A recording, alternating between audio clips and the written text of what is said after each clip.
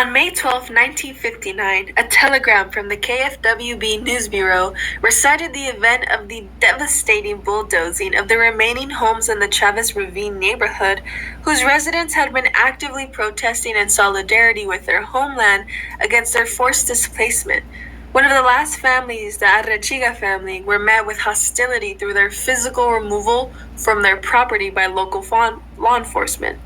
As they were being dragged out of their homes held by their hands and feet, they shouted, "Why don't they build the park in Rosalind Wayne's backyard or Mayor Polston's backyard instead of ours?"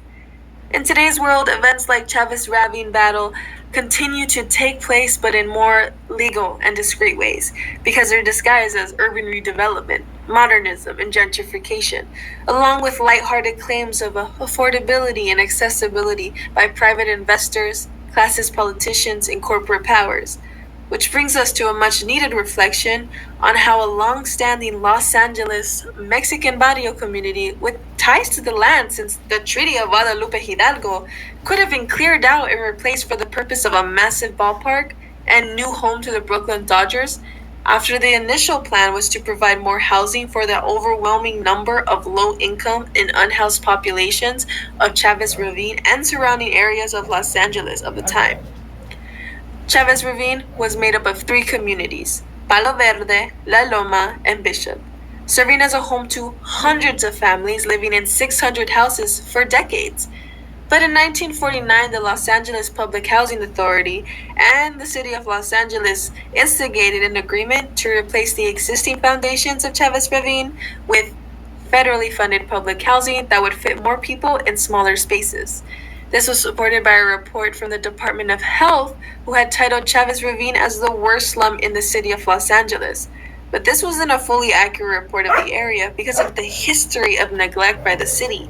It was a force of erasure of an entire community and their culture, overlooked and fueled by the standards of modernism and the quote-unquote American dream image.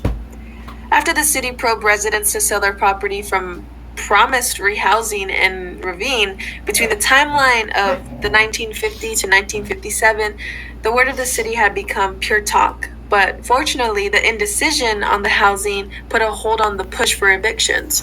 The initial housing plan in 1950 was to build 10,000 new units funded by public housing.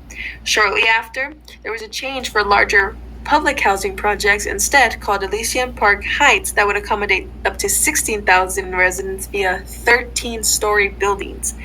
But these plans for the new housing became problematic in the blueprints and increasingly unrealistic to effectively rehouse all the evicted residents in the area. But the fast forward to 1957, the Brooklyn Dodgers owner, Walter O'Malley, was the buzz of the late 1950s. And not just among his baseball fans. While O'Malley was searching for a new home for his Brooklyn Dodgers, the city of Los Angeles saw the opportunity to bring in a major infrastructure and establish another profitable landmark to the City of Angels. In the fall of 1959, O'Malley was promised a 350-acre land deal in Los Angeles to place his new Dodgers stadium with top-tier parking structures for his expected fan base. A promise that was not LA's to grant, but inevitably, they were able to obtain the remaining acres of land from the Chavez Ravine residents by force so the city could keep the 350-acre promise, dismissing their previous agreements and promises made to the hundreds of families who now were permanently displaced and homeless. With no way to legally retaliate, Chavez Ravine was erased. Circling back to the telegram, the Bureau shared the ravine is costing Los Angeles a lot more than money that could not be paid back to the families and their following descendants. This traumatic event demonstrated how communities that are not middle class, wealthy, white, or elite will continue to be a target of ill-communicated and unfair displacement.